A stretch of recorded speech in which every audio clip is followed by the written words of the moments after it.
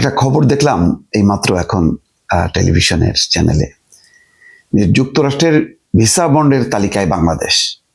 Visa আবেদনে সর্বোচ্চ $15,000 জামানত দিতে হবে এবং এটা 21শে জানুয়ারি থেকে কার্যকর।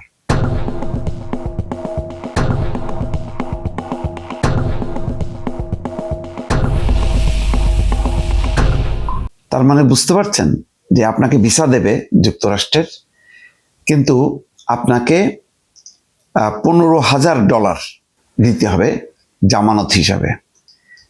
এটা হচ্ছে আপনি থাকবেন না, আপনি ফিরে আসবেন, আর যদি আপনি ফিরে না আসেন তাহলে এটা বাজেয়াপ্ত হবে। পরিস্থিতিটা বোঝেন। $15,000 বাংলাদেশি টাকায় হিসাব করেন 18 থেকে 20 লাখ টাকার মধ্যে আপনার এই টাকাটা রেখে আপনাকে যুক্তরাষ্ট্রে ভিসা নিতে হবে। ট্রাম্প অনেক আগে থেকে বলছিল যে এখানে ধনীরা থাকবে, যারা বিদেশি, যারা আমেরিকান না, ট্যুরিস্ট বা অন্য কোনো দেশ থেকে যারা আসবে, সাধারণ কেউ আসবে না, ধনীরা আসবে। তো সেটি কার্যকর করতে যাচ্ছে এবং এটা খুবই একটা অশনি সংকেত। অশনি সংকেত এই কারণে যে যুক্তরাষ্ট্রের এই আচরণটা বা এই নীতিটা আস্তে আস্তে অন্যান্য ধনী দেশও কিন্তু উৎসাহিত হবে। তারাও মনে করবে যে বাহ, ভালোই তো, এইভাবে তো তাহলে ট্যুরিস্ট নিয়ন্ত্রণ করা যায় এবং লাভবান হওয়া যায়। মানে খুবই নির্মম একটা দেশের সাথে আরেকটা দেশের যাতায়াত।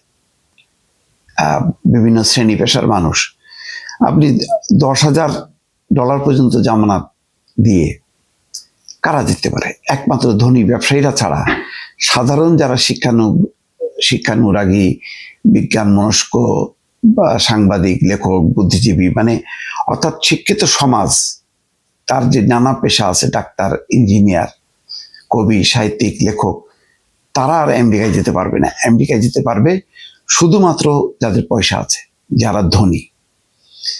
এই প্রবণতাটা, এই যে উস্কে দেয়া হলো, এই যে একটা ধারা তৈরি করা হলো, একটা খুবই খারাপ জিনিস একটা ইন্ট্রোডিউস করা হলো, যে আমেরিকা মানে হচ্ছে ধনীদের দেশ। আমেরিকা মানে এটা ধনী গরিব নির্বিশেষে সবার দেশ না, বা সবার যাওয়ার অধিকার রাখে না।